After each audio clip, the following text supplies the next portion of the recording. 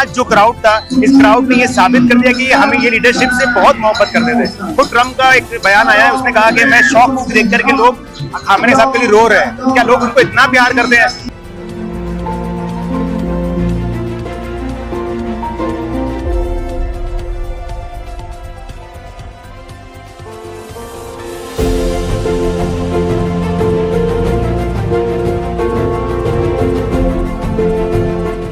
तो ये अपने रेबर को मरा हुआ नहीं समझ रहे या गया हुआ समझ नहीं रहे। ये समझ रहे हैं कि ये है, जिंदा है और ये हमें गाइड कर रहे हैं और अब तक भी गाइड करते रहे हैं। इन्हीं की गाइडेंस में आज ईरान इतना मजबूत हुआ है। अगर आप क्या कहते हैं, रिवॉल्यूशन के पहले का ईरान अगर आप देखते हैं, उसमें और आज के ईरान में जमीन आसमान का फर्क है। और आप सोचिए कि सुबह से इस जुलूस के साथ चलते अभी फिलहाल शाम के 3 बज चुके हैं। आजादी स्क्वायर में हम यहाँ पहुँच चुके हैं। हमारे साथ में मेहदी हसन मौजूद है। मेहदी हसन यहाँ पर पिछले 10 साल से रहते आए हैं, पढ़ाई भी कर रहे हैं, ब्लॉगिंग भी करते हैं, ग्राफिक्स डिजाइनिंग भी करते हैं। एक जिंदगी में न जाने क्या कुछ कर रहे हैं वो। मेहदी हसन में इस पूरे प्रोटेस्ट को कवर कर रहे हैं। तो हमने सोचा कि हमारा नजरिया जो है वो तो है, लेकिन एक नजरिया इनका भी है देखने का ईरान को और इस पूरे प्रोटेस्ट को कवर करने का। मैंने जो देखा वो लोगों का हुजूम देखा, लोगों के अंदर एक जुनून देखा, लोगों के अंदर बदले की आग देखी। आपने क्या देखा? वो बिस्मिल्लाहिर्रहमानिर्रहीम। मैं शुरू करूंगा यहाँ से कि जंग के पहले दिन हमें ये बताया गया था पूरे मीडिया से कि ईरानी कौम अपने लीडरशिप को चेंज करना चाहती है। अगर यानी कि ट्रम्प का भी बोलना ये था कि भाई ये लीडरशिप से लोग राजी नहीं है, खुश नहीं है, तो इस लीडरशिप को चेंज करने के लिए हमने रेजिम चेंज करने के लिए अटैक किया, ये जंग शुरू हुई है। लेकिन आज जो क्राउड था, इस क्राउड ने ये साबित कर दिया कि हमें ये लीडरशिप से बहुत मोहब्बत करते थे। खुद ट्रम्प का एक बयान आया है, उसने कहा कि मैं शॉक मूवी देख करके लोग खामनेई साहब के लिए रो रहे हैं। क्या लोग उनको इतना प्यार करते हैं? लेकिन ट्रम्प ने पहले भी कुछ वक्त पहले बताया है, बोला है कि उसको पता था कि लोग यहाँ की ईरानी कौम अपने लीडर से बहुत ज्यादा प्यार करती है और आज उन्होंने साबित भी कर दिया। जो हुजूम आया था, अगर आपको पता हो, ये सर्कल इतना बड़ा है कि यहाँ से एक बार गाड़ी गुजरी, आगे इतना क्राउड था कि गाड़ी आगे जा नहीं पा रही थी। उनको फिर से एक राउंड मार के आना पड़ा। लोगों से रिक्वेस्ट कर रहे थे कि प्लीज रास्ता खोले ताकि आगे जा सके। कई घंटों तक गाड़ी यहीं पे अटक गई थी। सुबह भी जब वो सब फर्स्ट राउंड निकला, तब भी वो गाड़ी जहाँ से निकलना चाह रही थी वहां से निकल नहीं पा रही और डिले होता गया। इसलिए तो पूरा प्रोसेशन डिले होने का मेन रीजन है कि इतना क्राउड आया है। हम जब मेट्रो से आ रहे थे तो जो मेट्रो पे, जब वहाँ मेट्रो पे भीड़ लगी हुई है, बंद है कोई मेट्रो, क्योंकि इतना ओवर क्राउडेड हो गया है। तो कई घंटे चलते हम लोग फिर यहाँ तक पहुंचे। जी हाँ, मेरा भी कुछ ये हाल हुआ। पहले गाड़ी मेट्रो भी बंद थी, पैदल चलते रहे और ऐसा लगता है कि दिन भर बस चल रहे हैं। जी ऐसे ही है वाकई। तो ये बताइए, जो आम लोग यहाँ पर आए, किस तरह के लोग हैं? ये सब अपने रेबर को अलविदा कहने के लिए आए हैं। अभी आपने सुना स्पीच के लिए कहते हैं हम अपने रेबर को अलविदा नहीं कह रहे हैं, हम कह रहे हैं कि अरबिक में कहते हैं इलल लिका, या फारसी में ताउम्मीद दीदार, यानी जब तक हम आपको फिर से मिलेंगे। तो ये अपने रेबर को मरा हुआ नहीं समझ रहे या गया हुआ समझ नहीं रहे। ये समझ रहे हैं कि ये है, जिंदा है और ये हमें गाइड कर रहे हैं और अब तक भी गाइड करते रहे हैं। इन्हीं की गाइडेंस में आज ईरान इतना मजबूत हुआ है। अगर आप क्या कहते हैं, रिवॉल्यूशन के पहले का ईरान अगर आप देखते हैं, उसमें और आज के ईरान में जमीन आसमान का फर्क है। रिवॉल्यूशन से पहले ईरान के पास में एक सुई खुद की बनाते नहीं थे, वो इम्पोर्ट करते थे। यानी मिसाल के लिए बोलने के लिए, आज रॉकेट्स खुद के, बड़े से बड़े ड्रोन इनके, ऐसा उन्होंने टेक्नोलॉजी बना दिया है कि super power America, Israel, west को हिला दिया है। कि ये इन्होंने क्या कर दिया, उनको जंग सीज फायर मांगने में मजबूर कर दिया। आज ईरान वहां पहुंच गया टेक्नोलॉजी में। यहाँ हैरानी की बात यह है कि ये यहाँ लोग शिकायत नहीं कर रहे कि आपने हमारे पर जंग छोड़ दी और आप यानी जीते तो हैं जरूर, लेकिन जंग की पूरी तकलीफ भी तो लोगों को हुई। ये अपनी हुकूमत को जिम्मेदार नहीं ठहराते इसके लिए। आप देखिए, बल्कि उल्टा है। लोग आज भी हुकूमत से ये चाह रहे हैं कि इस जो जंग का बदला लिया जाए, इसको यहाँ छोड़ा। ये यानी ऐसा नहीं है कि भाई अमेरिका ने जंग किया, जंग करने के बाद में हार मान ली और चला गया घर पे, वैसे नहीं है। हार माने हैं, अभी आपको हमें उसका बदला भी देना पड़ेगा।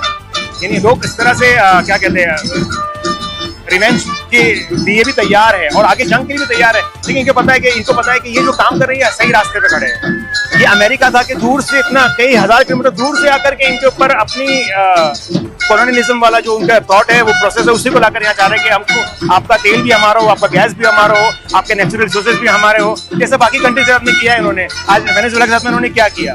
वेनेजुएला पे उनका क्या हक बनता है कि जाके आप किसी कंट्री का रिसोर्सेज आप ले आए? कल को ट्रम्प अगर इंडिया अगर हमारे रिसोर्सेज लेना चाहेगा तो हम वाकई गुस्सा होंगे उस पर कि भाई आपको क्या हक होता है? आप कहीं 1000 किलोमीटर दूर है, ये जो रिसोर्सेज है हमारे हैं, हम जिसे चाहे बेचे, जिसे चाहे खरीदे। तो मुझे एक सवाल का जवाब नहीं मिल रहा है कि 4 महीने एक डेड बॉडी को, एक जनाजे को क्यों रखा गया, 4 महीने बाद उसको क्यों दफनाया जा रहा है, और इसके अलावा ये भी समझना है कि 7 दिन का ये पूरा कार्यक्रम क्यों रखा, इसमें इराक को भी क्यों शामिल किया गया है, इसकी पॉलिटिक्स क्या है। हाँ जी, शुरू अगर ये 4 महीने नॉर्मली जल्दी ही ये तकफीर हो जानी चाहिए थी, लेकिन जंग थी काफ़ी टाइम तक के। फर्स्ट 40 डेज तो हार्डकोर जंग चल रही थी, उसके बाद भी जंग चली रही थी। तो इसको इतना, आपको पता है, आपने देखा ये मजमा किस तरह का था। जंग के दौरान इतना बड़ा ऑर्गेनाइज करना बहुत सख्त है।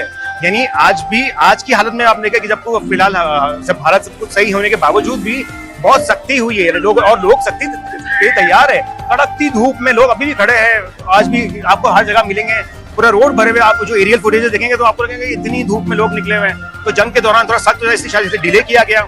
इराक को इसमें इसलिए शामिल किया गया, इराक से रहबर का एक अलग रिश्ता है। रहबर हमेशा ये बात कहते थे कि हमारी जबानें अलग है लेकिन हमारे दिल की जबान एक है। तो सिर्फ इराक ही नहीं, दुनिया में हर दुनिया के हर मुल्क चाहता है कि हमारे यहाँ आप लाए, इनकी तशरीह कराएं, पर वो पॉसिबल नहीं है हर कंट्री में जाना। इराक क्योंकि नेबरिंग कंट्री है और इनके अलग रिलेशंस है, तो खास करके, और अब बड़े बड़े हमारे हरम भी है, इमाम हुसैन के हरम है और नजफ इमाम अली के हरम है, तो कम से कम इतना शायद कर सकते हैं इसलिए। लेकिन ये भी कहा जा रहा है कि एक तरह का शक्ति प्रदर्शन है, ये डिस्प्ले ऑफ पावर है कि देखिए कितने ईरानी लोग जो इस्लामिक रिवॉल्यूशन है उनके साथ हैं, कितने ईरानी लोग इस गवर्नमेंट के साथ हैं, कितने ईरानी लोग अयतुल्लाह अली खामनेई के साथ थे। जी, शक्ति प्रदर्शन की तो एक्चुअली जरूरत नहीं है। जो फर्स्ट फ्यू वीक्स में ही शक्ति प्रदर्शन हो चुका था।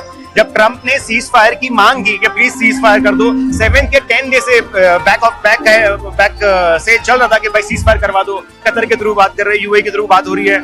यानी अगर ये 7 या 10 डे या वो पिछली 12 दिन की जंग में 10वें दिन ही इसराइल ने सीज फायर के लिए रिक्वेस्ट डाल दी थी, 10वें दिन ही इसराइल ने सीज फायर की रिक्वेस्ट डाल दी थी। तो शक्ति प्रदर्शन का यानी ये आई थिंक आप कहिए वो हार्ड पावर था, ये सॉफ्ट पावर दिखाना चाह रहे हैं ना।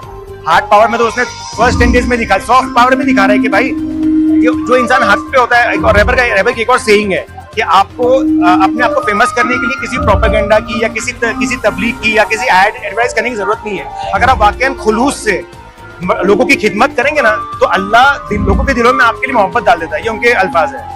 तो आज हम देख रहे हैं, और आज सिर्फ ईरान में नहीं पूरी दुनिया में देख रहे हैं। अगर आज फ्लाइट्स खुली होती तो शायद इंडिया से 1 मिलियन लोग आने के लिए तैयार थे यहाँ पे, इंडिया से, और आए भी कुछ लोग, हर मुमकिन कोशिश करके हर मुश्किल उठा के मेरे जैसे लोग भी आ गए। तो मैं आपसे जानना चाहती हूँ कि पिछले 2 जो जनाजे रहे और उनका प्रोसेशन रहा, दोनों में भगदड़ हुई है। पहले रईसी साहब का हुआ था, उससे पहले एक जमाने पहले खुमैनी आयतुल्लाह खुमैनी का भी हुआ था, दोनों में भगदड़ हुई। उसके बावजूद भी जंग के बीचों बीच ये रिस्क क्यों उठाया गया। उम्मीद है कि ईरान से आप तमाम रिपोर्ट्स मेरी देख रहे हैं। मैं एक बहुत ही सौगवार और एक बहुत गम का लम्हा ये कवर करने के लिए, एक ऐतिहासिक लम्हा, एक ऐतिहासिक जनाजे की पूरी प्रक्रिया को कवर करने के लिए यहाँ पहुँची हूँ। अयतुल्लाह अली खामनेई के जनाजे का 1 हफ्ते का जो पूरा कार्यक्रम है उसको कवर करने के लिए पहुँची हुई हूँ। मैं हमेशा पत्रकारिता जब भी करती हूँ तो अपनी लिमिटेशंस नहीं देखती, हमेशा देखती हूँ कि संभावनाएं क्या है, पॉसिबल। इमाम खुमैनी का जो हुआ था उस टाइम तो यानी रिवॉल्यूशन जस्ट अभी जवान था, बच्चा था। उस टाइम पे तो इतने इनके पास में इंफ्रास्ट्रक्चर भी नहीं थे कि इतना। इस बार उन्होंने माशाल्लाह बहुत अच्छे से ऑर्गेनाइज किया है। आप तो खुद मुसल्ला में, पता नहीं शायद मुसल्ला में आपने देखा होगा, पिछले 2 दिन से मुसल्ला में कई लाख लोग आकर गए, लेकिन इतना स्मूथ हुआ, एक भी भगदड़ नहीं हुई, ना किसी की जान गई। हाँ, गर्मी की वजह से लोगों को हीट स्ट्रोक हो रहे हैं और उसके लिए हर जगह पे एम्बुलेंसेज है, लोग जा रहे हैं, वो हीट स्ट्रोक वगैरह हो रहा है। बाकी तो मुझे लगता नहीं कि, मुझे तो जाहिरन बहुत स्मूथ हुआ है। और अभी कल कुंभ में है और इराक में फिर मशहद में, तो अभी तो आधे अभी फारसी में कहते हैं मालन निस्फ़े राहिम, आप द वे पहुंचे अभी जी। तो अब मुझे बताइए कि इस जंग के बाद और अब इस फ्यूनरल के बाद, क्या मैं कह सकती हूँ जंग के बाद, कम से कम फ्यूनरल के बाद तो कह ही सकती हूँ कि जो उनकी तदफीन होगी उसके बाद अब किस तरह का ईरान देखेंगे। देखिए, जंग की बात तो नहीं, हम कहें जंग खत्म नहीं हुई है। अच्छा। क्योंकि सीज फायर या जो भी सीज फायर MOU वगैरह जो चल रहा है 7 दिन का चल रहा है, चल रही है।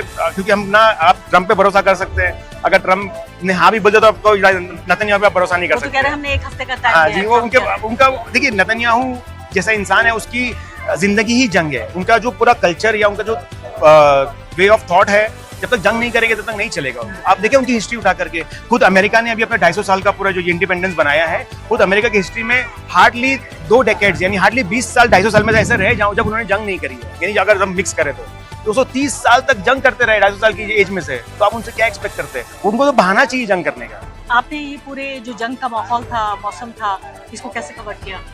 हमने बहुत देर से शुरू कर पाए क्योंकि वो जब शुरू में शहादत हुई तो समझ में नहीं आ रहा था करें क्या हो रहा है। पहले दिन कैसा था वो दिन? सबके लिए अजीब था, यानी वाकई देखिए अभी भी मैं गूज बम्स यानी वो सीन दिन सोच करके, वाकई माह रमजान का टाइम था, रोजों का टाइम था और सब लोग शौक में थे, तो वो समझ में नहीं आ रहा था कि अब क्या होगा, अब ये कंट्री यतीम हो गई है और कोई पर लेकिन जो वाकई जिनको पता है ये कॉन्सेप्ट का विलायत फ़क़ीह का, वो समझते हैं कि नहीं ये ऐसे नहीं है कि भाई एक बंदे के जान ये डिक्टेटर का निज़ाम नहीं है। जैसे कि आपने देखा होगा पिछले, मैं नाम नहीं लूँगा, बहुत सारी कंट्रीज़ में हो चुका है जब उसका लीडर गया तो पूरा सिस्टम चेंज हो गया, सब कुछ ऊपर, वो डिक्टेटर का निज़ाम था। ये बंदे जाने के कई दिनों के बाद आगा मुश्तबा को लीडर बनाया गया, लेकिन जब तक ये कंट्री चलती रही, अभी भी चल रही है और जिस तरह से चल रही, इतनी कॉन्फिडेंस के साथ में, आपने देखा होगा कि आपस में अंदर कोई मसला नहीं है, ना खाने की कमी हुई। वेस्ट वाले मीडिया ने उसको जानबूझ के फैलाने की ट्राई की है, जो कि रोटी लोन पे मिल रही है, जबकि यहाँ पे 5 रुपए की रोटी इतनी बड़ी मिलती है, आपने कहा देखा होगा। 3 लोग आराम से खा सकते हैं, यानी इतनी सस्ती लोगों के लिए, इतना चीजें इजी रखी हुई है। 5 रुपए की यानी इतनी बड़ी रोटी, आप समझे संगत के नाम से, मैं कभी अगर मौका मिला तो आपको फोटो वगैरह दिखाएंगे, यानी मेरे से 3 लोग नॉर्मली एक मील उसमें कर सकते हैं, ऐसा इतनी है बड़ी होती है, यानी 600 ग्राम का वो लोग वो बनाते हैं और लेकिन जंग को सहते हुए जंग को कवर करना कैसा था? शुरू में बहुत सख्त था, लेकिन फिर बाद में रियलाइज हुआ कि नहीं सही जा रहे हैं हम लोग, चले। हाँ जी, मारे भी जा सकते खुशी हुई। हाँ, डर हुआ कभी ये दिल में? नहीं, क्योंकि अभी जब रहबर शहीद हो गए तो फिर डर खत्म हो गया। हाँ, अच्छा ये बात मुझे बताइए, ये अक्सर सबके साथ में ये हुआ है। अच्छा। कि भाई जब हमारा किसी का घर का जब बड़ा चला जाता है और ना, सबसे बड़ा नुकसान तो कर दिया, अब क्या है खोने के लिए, अब ठीक है मेरी जान ले लेगा और क्या होगा। यानी वाकई वो जो रहबर से कनेक्शन है, आज भी हम लोग बात कर रहे थे, बहुत से ईरानियों का कहना है कि जैसे कि एग्जाम्पल एक, हम तो बचपन में यानी छोटा था, बाप डैडी गुजर गए तो यतीमी का एहसास नहीं हुआ, लेकिन जब जिस दिन रहबर गुजरे उस दिन वाकई वो एक दिल में यतीमी क्या होती है इस वजह आई।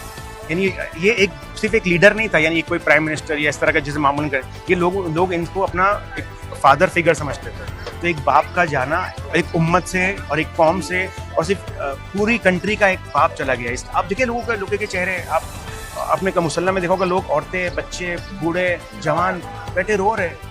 क्या कनेक्शन है इनका एक ऐसे इंसान से, जिसके लिए वेस्ट ने प्रोपेगेंडा किया था कि भाई इनको तो कोई पसंद नहीं करता है, ये लोग चाहते हैं कि रेजिम चेंज हो जाए, हम तो उनकी हेल्प करने आए हैं ताकि रेजिम चेंज हो और ये लोग आज़ाद फील करें। मैं आज ही हम लोग बात करते हैं कि आज़ादी स्क्वायर पे ईरानियों ने आज अपनी आज़ादी साबित करी है कि भाई हम आज़ाद है। ट्रम्प ने थोड़े दिन पहले कहा कि we are the freest country in the world. अगर आप वाकई आज़ाद हैं तो ऐसा कुछ करके दिखाए। मैं चैलेंज करता हूँ ट्रम्प को या किसी भी और वेस्टर्न लीडर को कि अगर आपके पास ऐसा कोई लीडर अगर मर जाए और उनकी फ्यूनरल में इससे आधे लोग भी जमा करके दिखाए, आप नहीं पॉसिबल, आज तक नहीं हुआ हिस्ट्री में और आगे होगा भी नहीं।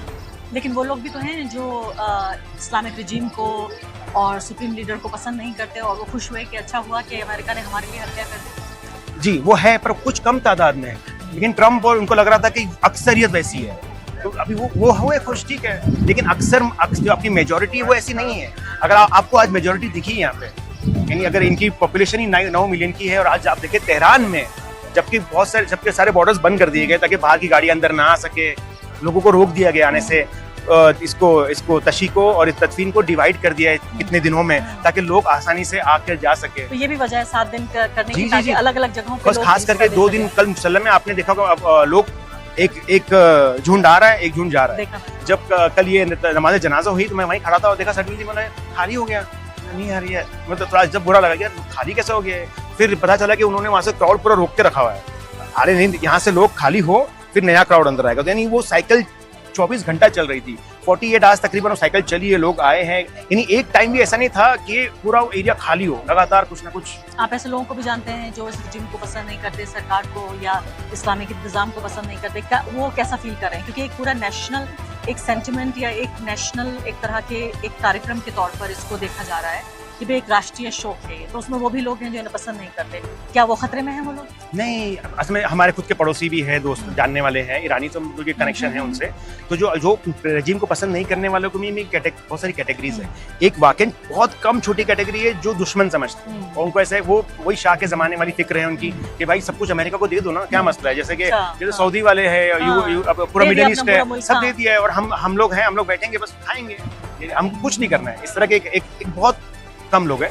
कुछ लोग और हैं, एक बहुत सारे जो पसंद नहीं करते थे, लेकिन इनकी शहादत के बाद में आपने देखा होगा वीडियोस भी आई हैं और लोग खुद लड़कियां जो हिजाब कम करती है या बेहिजाब है वो रो रही है कि यार हमने आपको गलत समझा था। हमें तो ये बताया गया था मीडिया से कि आप भाग चुके हैं, आप वेनेजुएला चले गए, आप रशिया चले गए, आप कोई बेसमेंट में कहीं चार फ्लोर अंदर बेसमेंट में छुप के बैठे बंकर में कि आप, लेकिन आप अपने घर में अपनी फैमिली के साथ में शहीद हुए। ये जो खुद शहादत, रहबे की शहादत ने बहुत ज़्यादा परसेप्शन लोगों का चेंज किया है। जो थोड़े भी उसको लेकर के नेगेटिव थे वो भी पॉजिटिव हो गए। काफ़ी पूरा फिजा चेंज हुई है यहाँ पे, माहौल जो है पूरा चेंज हुआ। बहुत बहुत शुक्रिया, आपने हमसे बातचीत की और एक हिंदुस्तानी ईरानी के पर्सपेक्टिव से हमें आपने समझाया कि किस तरह से ये पूरे मुद्दे का कवरेज और साथ ही पूरी जंग और साथ ही आयतुल्लाह अली खामनेई का पूरा जो कत्ल हुआ उस सब के बारे में आपने समझाया। बहुत बहुत शुक्रिया आपका। जी शुक्रिया, थैंक यू।